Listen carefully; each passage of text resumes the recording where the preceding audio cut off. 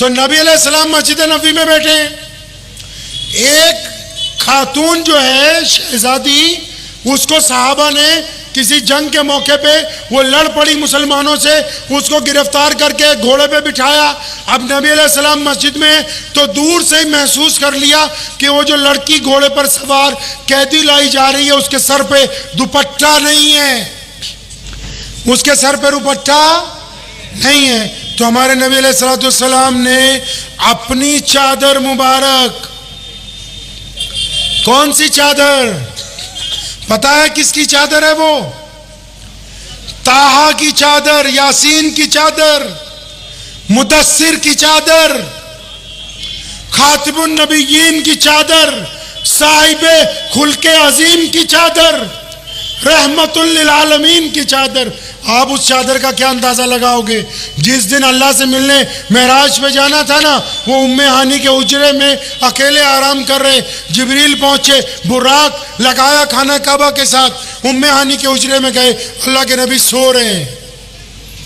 जिब्रील ने अल्लाह को कहा, या अल्लाह आपका महबूब सो रहा है, आप कहें तो आवाज दे के उठाऊं? अल्लाह फरमाते हैं, अच्छा तू फरिश्तों का सरदार तो है, लेकिन इतना बड़ा भी नहीं कि तू मोहम्मद रसूलुल्लाह को हाथ लगा ले, सल्लल्लाहु अलैहि वसल्लम। अब जिब्रील कहते हैं, या अल्लाह हाथ नहीं लगाना है, आवाज दूं? वो फरमाया, ठीक है कि तू रूहुल अमीन है, लेकिन इतना बड़ा भी नहीं कि मेरे नबी अलैहिस्सलाम को आवाज दे के पुकार सके कि वो परेशान हो जाए अचानक। या अल्लाह करना क्या है? फरमाया करना क्या है? पाँव की तरफ चल। जिब्रील मोहम्मद रसूलुल्लाह सल्लल्लाहु अलैहि वसल्लम के पाँव की तरफ आए, फरमाया घुटने जमीन पे लगा। जिब्रील ने घुटने जमीन पे लगाए। अल्लाह फरमाते हैं, जिब्रील अपने ठंडे ठंडे होंठ रसूलुल्लाह के तलवों से जोड़ दे ताकि इनकी ठंडक से मोहम्मद रसूलुल्लाह की आंख खुल जाए। जिस चादर को जिब्रील अमीन बोसा देना अपने लिए इज्जत की बात समझे, वो चादर उतार के एक सहाबी को पकड़ाई, कोई दौड़ के जाओ, वो देखो एक बिटिया आ रही है, उसके सर पर दुपट्टा नहीं, उसके सर पर ये चादर डाल दो। उस सहाबी ने अदब के साथ कान में एक बात कही, या रसूलुल्लाह सल्लल्लाहु अलैहि वसल्लम आप अपनी चादर रहने दें, मैं अपनी चादर दूंगा। फरमाया ऐसा क्यों करोगे? फरमाया या रसूलल्लाह वो दुश्मन की बेटी है, आप जिसके लिए चादर भेजने लगे हैं वो दुश्मन की बेटी है। अब नबी अलैहिस्सलाम ने जब ये बात सुनी, चेहरा सुर्ख, आंखें सुर्ख, फरमाया सुन, आज तो ये कह दिया कि दुश्मन की बेटी है, कान खोल के सुन ले कि बेटी सिर्फ बेटी होती है, खा दुश्मन की हो या अपनी हो, यही चादर जाएगी और इसी चादर के साथ उस बेटी के सर को ढांपा जाएगा। उधर वो जो बेटी आ रही है ना, वो भी कोई मामूली शय नहीं है, वो जो आ रही है वो भी बहुत बड़ी तोप है। किसकी बेटी है वो पता है? वो हातिम ताई की बेटी है। हातिम ताई इतना बड़ा बादशाह था, लोगों को सारा दिन खाना खिलाता था, पैसे बांटता था।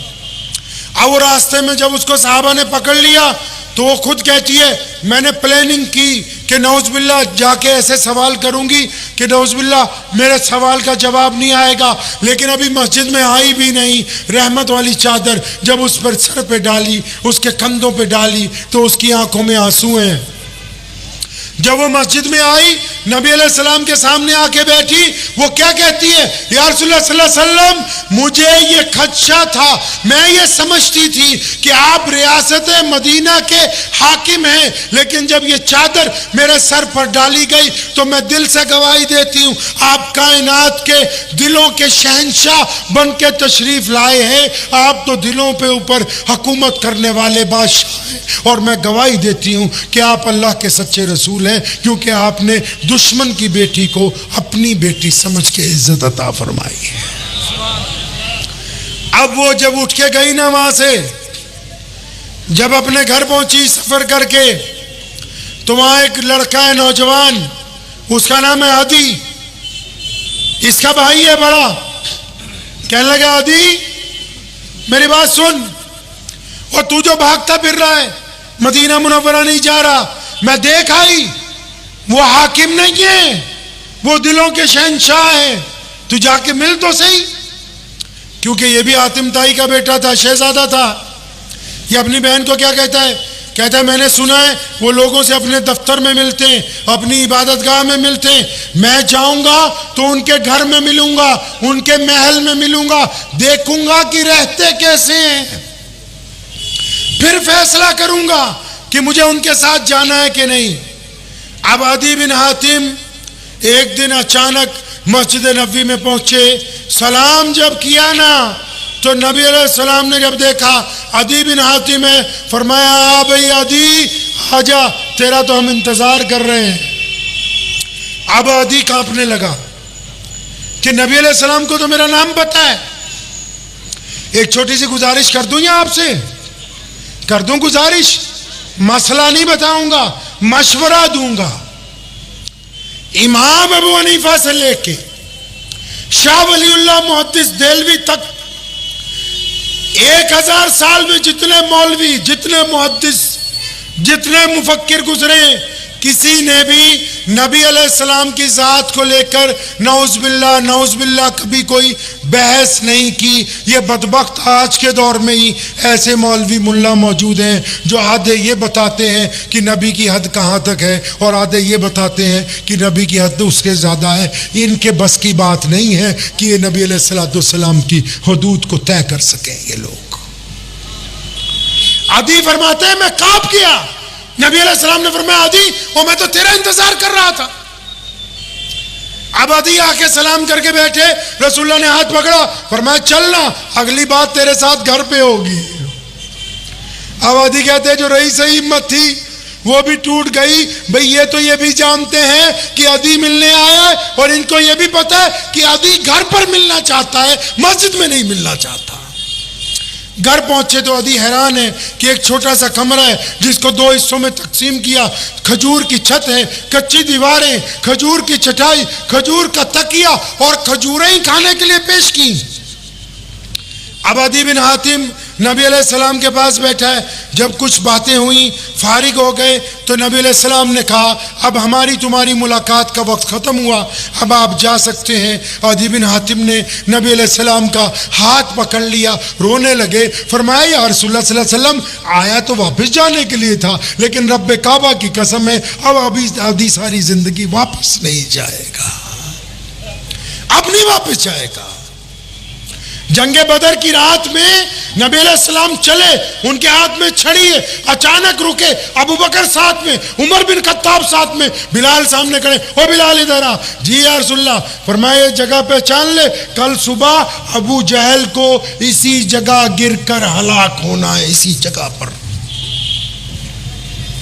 चंद कदम चले, बिलाल उमैया ने तेरे पे बड़े जुल्म किए। जी या रसूलल्लाह, फरमाया फिर ये वाली जगह देख ले, वो उमैया जो है वो यहाँ पर हलाक होगा। इसलिए कहता हूँ जो बंदियों को भी, बरेलवियों को भी नबी अलैहिस्सलाम की हुदूद तय करने की गुस्ताखी ना करें। जो नबी अलैहिस्सलाम की जात को लेके बहस, अरे जिनको इस्तिंजा करना सही से नहीं आता वो नौज़बिल्लाह हजूर अकरम सल्लल्लाहु अलैहि वसल्लम की हुदूद तय करने की बातें करते हैं। अरे नबी अलैहिस्सलाम की जात ऐसी है कि नबी के पास क्या दर्जा है वो सिर्फ नबी बता सकता है। अच्छा मौलवी कौन सा है, मौलवी जानते हैं। अच्छा डॉक्टर कौन सा है, डॉक्टर जानते हैं। अच्छा मिस्त्री कौन सा है, मिस्त्रियों को पता है। अच्छा हलवाई कौन सा है, हलवाइयों को पता है। अच्छा बावर्ची कौन सा है, बावर्चियों को पता है। तो नबी की शान एक नबी बता सकता है। और जब हमारे नबी आए तो कोई नबी मौजूद नहीं था, तो अल्लाह ने यह जिम्मा अपने पास रखा, फरमाया मैं बताऊंगा कि मोहम्मद रसूलुल्लाह की शान क्या है। और जिसकी शान अल्लाह बयान करते हो है जी, इसलिए मना करता हूं दोनों लोगों को कि हुदूद के चक्कर में नहीं पड़ना। हो सकता है तुम तजावुज कर जाओ तब गुस्ताखी में आ जाए, हो सकता है ये कमी कर दें तब गुस्ताखी में आ जाए। हर चीज का एक दायरा होता है। कुछ चीजें हमारी औकात से बाहर की हैं। यहां जो कोतवाल है उसका दायरा कहां तक है भाई, राजा बाजार तक। उसके बाद दूसरा कोतवाल। यहां जो बड़ा अफसर है उसका दायरा कौन सा है? एक शहर। वजीर आला का दायरा एक सूबा, वजीर आजम का एक मुल्क। कोई भी बंदा अपने दायरे से बाहर की बात नहीं कर सकता। नबी अलैहिस्सलाम की क्या शान है, अल्लाह ने उनको क्या मर्तबा दिया, ये हमारी और तुम्हारी औकात से बाहर की बात है। इसलिए कहावत है, औकात से फाजिल बोलोगे तो हलाक हो जाओगे। इसलिए नबी अलैहिस्सलाम के मामले में इश्क करना है, मोहब्बत करनी है, इताअत करनी है, फर्मा बरदारी करनी है, लेकिन नाउज़ बिल्लाह कभी हुदूद को तय करने की गुफ्तगू नहीं करनी। तो आज गला भी खराब है, लेकिन 2-3 जरूरी बातें आपसे मैंने पूछनी है और उसके बाद बात खत्म कर दूंगा। 11:15 भी बच गए। मुझे ये बताओ कि नमाज क्यों पढ़ते हैं? आप ही बता दो। क्या नाम है बेटा? नाम तो बोलो जोर से। जावेद भाई, नमाज क्यों पढ़ते हैं हम? हाँ, एक बोला है, अभी बाकी सबके फ्यूज उड़ गए हैं। आप अंदाजा लगाओ हम इस्लाम से कितना दूर हैं। एक जर्नल सा सवाल है, नमाज क्यों पढ़ते हैं? आधे सोच रहे क्यों पढ़ते हैं। 70 साल हो गए पढ़े जा रहे हैं। क्यों? इन्होंने कहा अल्लाह की खुशनुदी के लिए। आप कहते हैं अल्लाह का हुक्म है, आप कहते हैं रसूलुल्लाह की आंखों की ठंडक है, लेकिन क्या कुरान भी यही कह रहा है? क्या कुरान शरीफ ये कह रहा है जो आप कहते हैं? अभी कोई हिंदू भाई, कोई सिख भाई, कोई जैनी दलित आपको पूछे वो इस्लाम का मकसद क्या है, आपसे कोई आपका हिंदू सिख दोस्त पूछ ले इस्लाम का क्या मकसद है इस्लाम का, आप क्या जवाब दोगे जी? आप क्या कहोगे? नमाज पढ़ना इस्लाम का मकसद है? आप अपने दिमाग पे कभी जोर लगाइए, आप क्या कहेंगे? इस्लाम का मकसद क्या है? कैसे समझाएंगे सामने वालों को 2 लफ्जों में? आपका मजहब क्या कहता है? आपके नबी अलैहिस्सलाम ने क्या समझाया आपको?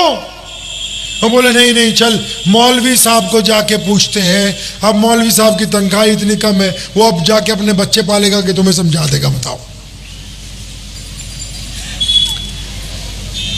इस्लाम का मकसद अम्मी खदीजा रज़ियल्लाहु तआला अन्हा, अबू बकर सिद्दीक रज़ियल्लाहु तआला, बड़े बड़े लोगों ने अल्लाह के नबी से कहा या रसूलुल्लाह सल्लल्लाहु अलैहि वसल्लम, आपको एक अल्लाह का आखिरी रसूल मानते हैं, अल्लाह को अल्लाह मानते हैं, बताइए करना क्या है? तो हमारे नबी अलैहि सलाम ने छोटी सी खूबसूरत बात कही जो हमारा मकसद है। फरमाया जो एक अल्लाह की और उसके नबी का कहना मानता है उस पर लाजिम है कि वो दुनिया के तमाम इंसानों को बराबरी का दर्जा देगा, वो छुआछूत नहीं करेगा, वो किसी को अपने से घटिया नहीं समझेगा। बस यही इस्लाम का 2 लफ्ज़ी पैगाम है। अब नबी अलैहिस्सलाम गए अल्लाह से मिलने। अब जो मीटिंग हुई तो हुज़ूर सल्लल्लाहु अलैहि वसल्लम ने ये एजेंडा मीटिंग में रखा कि या अल्लाह मुझे तो ऐसे लोग चाहिए, मुझे ऐसे लोग चाहिए पूरी दुनिया में जो इस एजेंडे पर काम करें कि रब रसूल को मानेंगे तो इंसानों पर जुल्म नहीं करेंगे, रब रसूल को मानेंगे तो झूठ नहीं बोलेंगे, रब रसूल को मानेंगे तो बेटी का कत्ल नहीं करेंगे, रब रसूल को मानेंगे तो बेईमानी नहीं करेंगे।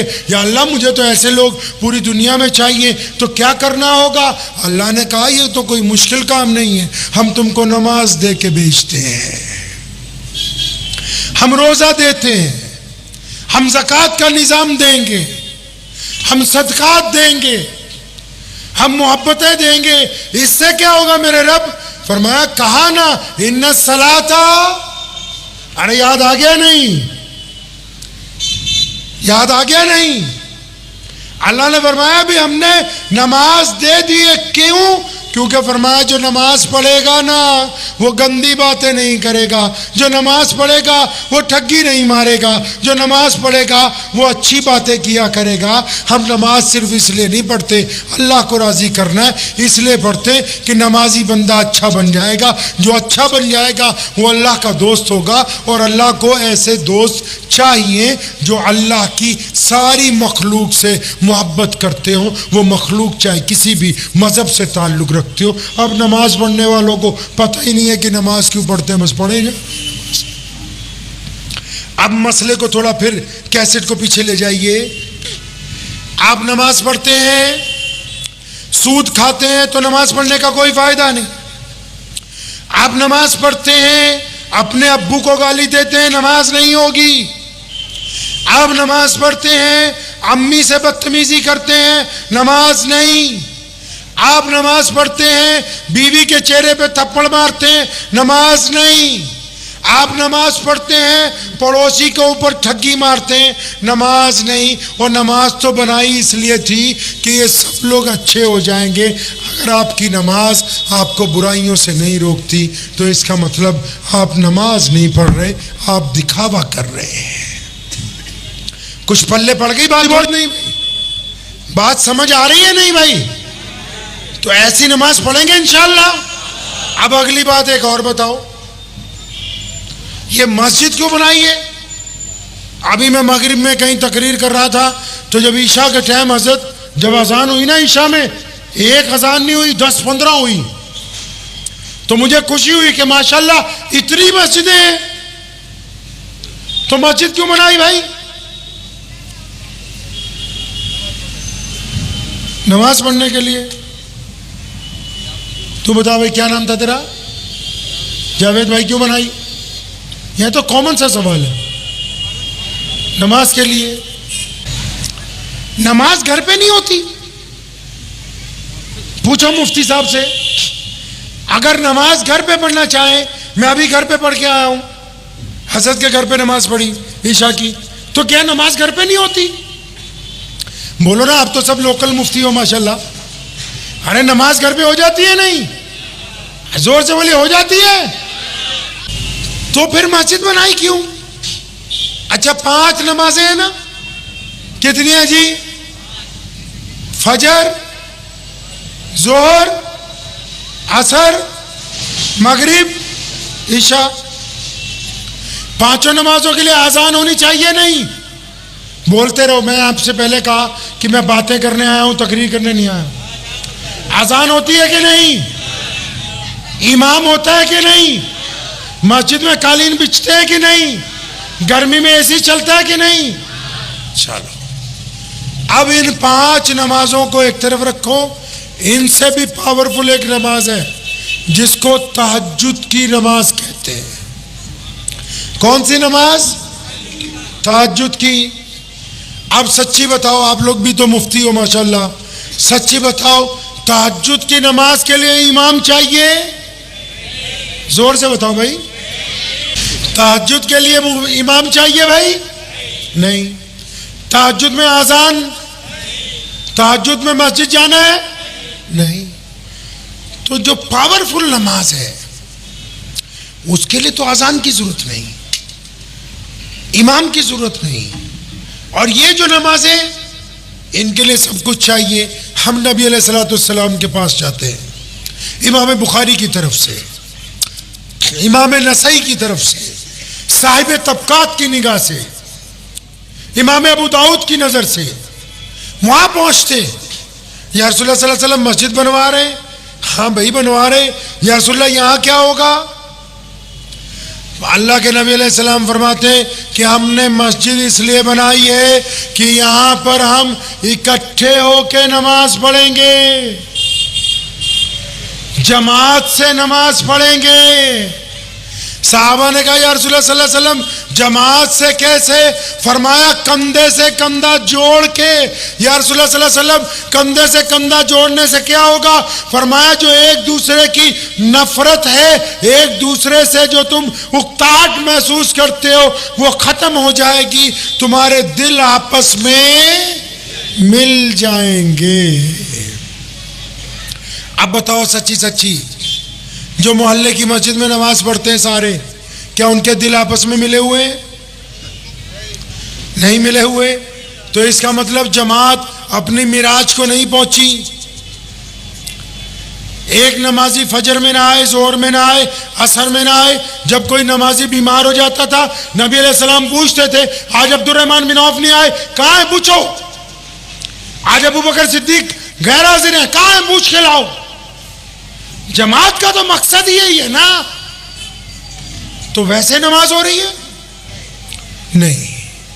अब तो एक सदर है, 4 ट्रस्टी हैं, एक बेचारा मौलवी है, एक मुअज्जिन है, वो आके इसको डांटते हैं, ये उनकी चुगली करता है, बस इसी के अंदर नमाज हो रही है। ये भी नहीं पता कि मस्जिद क्यों बनाई। मस्जिद इसलिए बनाई थी कि हम इकट्ठे नमाज पढ़ेंगे, हम में मोहब्बत होगी, हम एक दूसरे के दुख को समझेंगे, दर्द को समझेंगे, खुशियां बांटेंगे, एक दूसरे के साथ मिलकर चलेंगे। और फिर मस्जिद क्यों बनाई? ताकि मस्जिद में कोई गरीब आएगा। नबी अलैहिस्सलाम की मस्जिद देखी आपने? हमारे नबी अलैहिस्सलाम की मस्जिद है मदीना शरीफ में, पता है आपको? बहुत सारे लोग देख चुके हैं, जो नहीं देखे अल्लाह उनको दिखा दे, कहिए आमीन। हमारे नबी अलैहिस्सलाम जब मस्जिद में खुद बैठते थे तो कभी कोई गैर मुस्लिम आ रहा है, या रसूलल्लाह आप अल्लाह के नबी हैं ना, मैं भूखा हूँ, खाना खिलाइए। अल्लाह के नबी अलैहिस्सलाम खाना खिलाते हैं। कभी कोई आ रहा है, या रसूलल्लाह सल्लल्लाहु अलैहि वसल्लम आप अल्लाह के नबी हैं, मेरे कपड़े फटे हुए हैं, कपड़े दीजिए, नबी अलैहिस्सलाम उसको कपड़े देते हैं। कभी कोई आ रहा है, या रसूलल्लाह सल्लल्लाहु अलैहि वसल्लम आप अल्लाह के सच्चे नबी, सवारी नहीं है, सवारी दीजिए, नबी अलैहिस्सलाम ऊँट तोहफे में देते हैं। आपकी मस्जिद में भी कुछ ऐसा है क्या? आपकी मस्जिद में भी है क्या कुछ ऐसा? इधर तो नमाज हुई और उधर ही सदर साहब, ट्रस्टी साहब, पंखे एसी बंद के बोला अब दूसरी नमाज से पहले ये चलने वाले है नहीं है। क्या ये मस्जिद उस मस्जिद से मेल खाती है? बिल्कुल मेल नहीं खा रही। हमारे नबी अलैहिस्सलाम ने अभी मस्जिद बनानी शुरू की, अचानक मस्जिद में एक तरफ एक चबूतरा बनवाने लगे। साहबा ने कहा या रसूलल्लाह सल्लल्लाहु अलैहि वसल्लम ये क्या है? फरमाया मैं उस दौर के हिसाब से आपको आज के डायलॉग में बता रहा हूं, ये एनजीओ है दुनिया की पहली, ये दुनिया का पहला मदरसा है, ये दुनिया का पहला अपाइज घर है, ये दुनिया का पहला अंधों का मस्कन है, ये दुनिया का पहला मुसाफिर खाना है, ये दुनिया का पहला यतीम खाना है, ये दुनिया का पहला बेघरों का घर है। या रसूलल्लाह यहाँ क्या होगा? फरमाया जिनको कोई नहीं ना पूछता उनको हम यहाँ रखेंगे। या रसूलल्लाह सल्लल्लाहु अलैहि वसल्लम उनको यहाँ रख के क्या करेंगे? फरमाया हम बाद में खाना खाएंगे, इनको पहले खाना खिलाया करेंगे। तो आपकी मस्जिद में भी क्या साहबे सुफा का चबूतरा है? तो कभी क्या उसमें गुफ्तगू हुई? अब चबूतरे की जरूरत तो नहीं, एक रजिस्टर चाहिए जिस पर लिखा हो कि मोहल्ले में बेवाएं कितनी, यतीम कितने, मिस्कीन कितने, जो हाथ फैलाए हुए खड़े हैं, जो शर्म की वजह से रात को पानी पी के 2 गिलास सो जाते हैं। ये मस्जिद के मुतवल्ली और इमाम की गर्दन क़यामत के रोज पकड़ी जाएगी कि मोहम्मद रसूलुल्लाह सल्लल्लाहु अलैहि वसल्लम सोने से पहले बिलाल को पूछते हैं, बिलाल वो सामने वाले खाना खा चुके? जी या रसूलुल्लाह खा चुके। बिलाल दाईं तरफ वालों को पूछ के आओ ना, फला फला मिस्कीन है मदीने में, खाना खाया? जी या रसूलुल्लाह सल्लल्लाहु अलैहि वसल्लम मैंने पहुंचाया, खाना खाया। अच्छा तो फिर बाईं तरफ वालों का? या रसूलुल्लाह अनस हो के आए, सब खाना खा चुके। अच्छा तो हमारी पुश्त पे जिनके घर है? तो ये कौन से मुसलमान हैं जो कोरमा बिरयानी तो आराम से खा रहे हैं, जिनके मोहल्ले में अब भी यतीम मिस्कीन लोग मस्जिदों के साए में मौजूद हैं, वो रमज़ान में अपने घर में छुप के बैठे हैं और ये बेहतरीन बिरयानी खा रहा है। इसको तो यही पता नहीं कि मस्जिद रसूलुल्लाह सल्लल्लाहु अलैहि वसल्लम ने बनवाई क्यों थी। इसलिए बनाई थी कि अच्छे लोग नमाज पढ़ने आएंगे, एक दूसरे से मोहब्बत जुटाएंगे, एक दूसरे का साथ देंगे, कोई दुख में होगा तो दुख बांटेंगे, मोहब्बत में होगा तो मोहब्बत बांटेंगे। तो अब तो जमात का मकसद फौत हो गया, हमने तो उधर तवज्जो नहीं दी, असहाबे सुफा का चबूतरा उड़वा दिया, बोले इसको तो बनाने की जरूरत है नहीं। तब अंदाजा लगाइए हम इस्लाम से दूर आ गए कि करीब हो गए। दूर हो गए ना, तो अब हमको वापस जाना है। हमको वापस अपने नबी अलैहिस्सलाम की तरफ पलटना है। पलटेंगे इंशाअल्लाह। पलटना है, अपने नबी अलैहिस्सलाम की तरफ पलटना है। याद रखो, कायनात में अब तक जितनी साजिशें इस्लाम के खिलाफ हुई हैं, उन सब का निशाना सिर्फ मुहम्मदुर रसूलुल्लाह सल्लल्लाहु अलैहि वसल्लम की जात है। क्यों? क्योंकि दुश्मन को पता है कि अगर नमाज की मुखालफत करेंगे तो ये कमरे में पढ़ लेंगे। नहीं समझे? हज और उम्रे की मुखालफत करेंगे, ये किसी और मुल्क से घूम के वहां पहुंच जाएंगे। रोजे की मुखालफत करेंगे, ये छुप के रख लेंगे। वो नबी अलैहिस्सलाम के खिलाफ कभी शकीलियत, कभी कादियानियत, कभी कुछ इसलिए आते हैं क्योंकि दुश्मन को अंदाजा है कि मुसलमानों का यकीन सिर्फ बैतुल्लाह पर नहीं है, मुसलमानों का यकीन सिर्फ कुरान पर नहीं है, मुसलमानों का यकीन सिर्फ मस्जिद पर नहीं है। इनका मेन पावर हाउस मदीनतुल मुनव्वरा में है। अगर वहां से कनेक्शन कट जाएगा तो फिर ये किसी काम के रहने वाले नहीं है।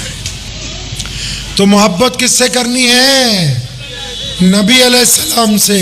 और जो नबी अलैहिस्सलाम से मोहब्बत करते हो वो लोगों से नफरत नहीं करते, वो गरीबों से नफरत नहीं करते, वो दूसरे मजहब के लोगों से नफरत नहीं करते, वो बरादरीवाद की बात नहीं करते, वो गोरे और काले की बात नहीं करते। जो रसूलुल्लाह के आशिक है।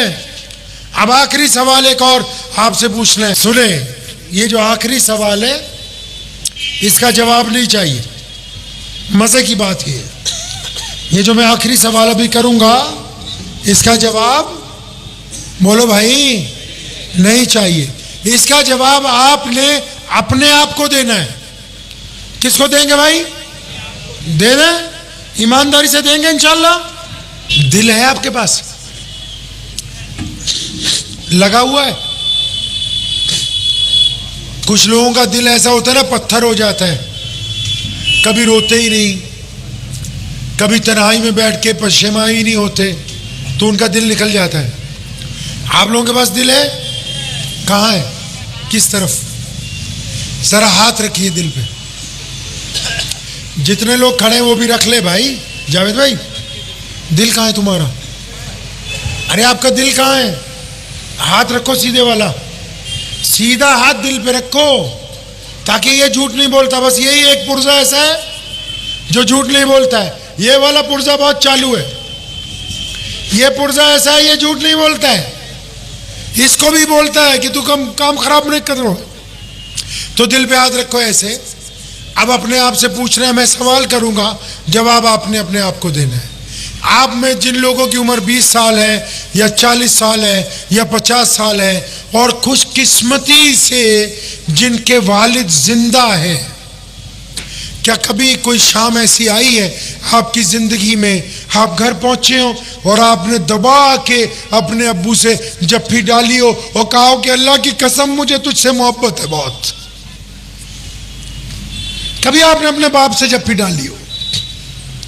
या जिनके अब्बू चले गए, वो किसी शाम कब्रिस्तान में अकेले गए हों, अपने बाप की कब्र पे मोहब्बत से हाथ फेर के कहा हो कि अब्बू आप तो नहीं हैं, आज मेरे पास सब कुछ है, आप नहीं है। आपकी जिंदगी में कभी कोई ऐसा दिन आया? अपने दिल से पूछिए। या कभी आपके घर में कोई ऐसी शाम आई है कि आपने अपनी अम्मा को कहा हो कि अब्बू के जाने के बाद मेरी तुझसे कभी अच्छी बात ही नहीं हुई, अम्मा आप लेट जाएं, मैं आपके पैर दबाऊंगा, आज की रात मुझे अपनी बीवी के पास नहीं जाना, अम्मा जी मैं आपसे बातें करूंगा, आप मुझे अपने दुख सुनाएं, अब्बू मुझ पर जो जिम्मेदारी डाल गए मैं उसकी हकूक की अदाई करूंगा। क्या आपके घर में कभी कोई आपकी ऐसी शाम गुजरी है? आप कहते हैं ना कि आप अच्छे मुसलमान हैं, आप कहते हैं कि हम मोहम्मद रसूलुल्लाह की उम्मत में से। रसूलुल्लाह ने फतेह मक्का की रात अपने अब्बू को याद किया है और ये लफ्ज कहे कि मैंने हजरत अब्दुल्ला को नहीं देखा, हानि तूने देखा था, बता ना मुझको कि मेरे प्यारे अब्बू कैसे थे। ये लफ्ज मोहम्मद रसूलुल्लाह सल्लल्लाहु अलैहि वसल्लम। अच्छा ये बताओ, आप जिनके साथ रोज चाय पीते हो, आप जिनके साथ रोज बिरयानी खाते हो, गप्पे मारते हो, मुसलमान हो या हिंदू से कोई भी हो, आपको पता है कि ये मेरा दोस्त 10,000 का मुलाजिम है, 20,000 की तनख्वाह लेता है, 30,000 की तनख्वाह लेता है, आपको अल्लाह ने बहुत दे रखा। क्या आपकी जिंदगी में कोई ऐसी रात आई है कि आप रात को घर से निकले और एक लिफाफे में अपनी औकात के मुताबिक 1,000 रुपये, 10,000, 1,00,000, जो आपकी औकात है, आपने उस लिफाफे में वो पैसे डाले हो और छुप के जाके, छुप कर रात की तन्हाई में अपने दोस्त के घर के दरवाजे के नीचे पैसे सरका दिए हो, इस नीयत से कि मेरा दोस्त मांगता नहीं है, ये हाथ नहीं फैलाता है, मुझे इसकी जरूरतें पता है, लेकिन ये मांगेगा नहीं और मैं दूंगा तो ये शर्मिंदा होगा। काश आपने कुछ रकम अपने किसी ऐसे दोस्त के दरवाजे पे सरकाई हो तो वो रात आपकी कुरूने ओला की रात बन गई हो। क्या ऐसी कोई रात आपकी गुजरी है कभी? क्या आपने कभी किसी रोते हुए को हंसाया? क्या आप लोग कभी किसी बीमार के पास गए हो और उसको जाके कहा, चचा, ए मेरे मामू, ए मेरे दोस्त, ए मेरे पड़ोसी, मुझे यकीन है अल्लाह पर तू तंदुरुस्त होगा, तुझे हिम्मत नहीं हारनी, मैं तेरे साथ हूं। क्या कभी आपने ऐसा कहा है किसी को? क्या ने आपने कभी किसी भिखारी को पकड़ा बाजू पकड़ के कि चल आज तुझे हाजी साहब के होटल पे बढ़िया टेबल पे बिठा के खिलाऊंगा? नहीं, हम इन बातों से बहुत दूर चले गए। लेकिन मेरे नबी अलैहिस्सलाम रात की तन्हाई में जाते, अपने दोस्तों की खबरगिरी करते हैं। मेरे नबी अलैहिस्सलाम हज्जतुल विदा पे आते, अपनी माँ की कब्र के पास बिस्तर लगा के रात वहीं गुजारते, अबवा पहाड़ी के ऊपर। मेरे नबी अलैहिस्सलाम फतेह मक्का होती है, सबको छोड़ के अपनी गरीब बहन के घर जाते हैं उस रात को। आप किस अंदाज से इस्लाम, कहां इस्लाम को तलाश रहे हो? फतवों में दीन नहीं मिलने वाला। फतवों से तसल्ली हो जाएगी कि मौलवी की बेइज्जती कर ली है, सदर के खिलाफ फतवा ले आए हैं ट्रस्टी, फतवों से दिल की तसल्ली हो जाएगी। अल्लाह और उसके रसूल राजी होने वाले नहीं हैं। अपने गिरेबान में झांक के बताओ, रब्बे काबा की कसम, इस गिरेबान में झांक के पूछो इससे कि तुमने आज तक दीन के लिए क्या किया है? क्या सड़क पर चलते हुए कभी एक पत्थर हटाया? क्या किसी बेवा की खबरगिरी की? किसी यतीम के सर पे हाथ रखा? क्या किसी कैदी को छुड़वाने के लिए अदालत के दरवाजे तक गए हो? ये कह देना आसान है कि फलां कुछ नहीं कर रहा। मेरे वालिद शेर इस्लाम मौलाना हबीबुर रहमान लुधियानवी रहमतुल्लाह अलैह, उन्होंने बचपन से एक बात हमें कहनी शुरू की और बुढ़ापे तक कहते रहे। फरमाते थे, कभी ये बता के कहना कि फलां ने ये काम खराब कर दिया, ये बताना कि मैं इस्लाम के लिए क्या कर सकता हूँ, मैं मुल्क के लिए क्या कर सकता हूँ, मैं अपने मोहल्ले के लिए क्या कर सकता हूँ। दूसरों पर उंगलियां ना उठाओ, इस गिरेबान में झांक के बताओ कि आप क्या बेहतर कर सकते हैं। झांकेंगे अपने गिरेबान में इंशाअल्लाह। कुरान में लिखा है, हदीस में भी है, हम ये नहीं चाहते कि पूरी दुनिया मुसलमान हो। पता है आपको, ये कहीं नहीं लिखा कि दुनिया, सारी दुनिया मुसलमान होगी, नहीं। लेकिन हम ये चाहते हैं कि कोई दुनियादार आदमी ये ना कहे कि अब्दुल रहमान ठग है, मोहम्मद शफी बलात्कारी है और जनाब मोहम्मद अब्दुल्ला जो है ये बेईमान है। कोई दुनियादार आदमी, अगर आपकी वजह से दीन बदनाम होगा, मौलवी तो फंसेंगे फंसेंगे, तुम भी बचने वाले है नहीं हो बिल्कुल भी। तो दुआ कीजिए अल्लाह मुझे भी और आप सबको इन बातों पे अमल की तौफीक अता फरमाए। मुझे उम्मीद है कि आपको ये वीडियो पसंद आई होगी। अगर पसंद आई हो तो ये आप अपने दोस्तों के साथ शेयर करें और इस चैनल को सब्सक्राइब जरूर करें।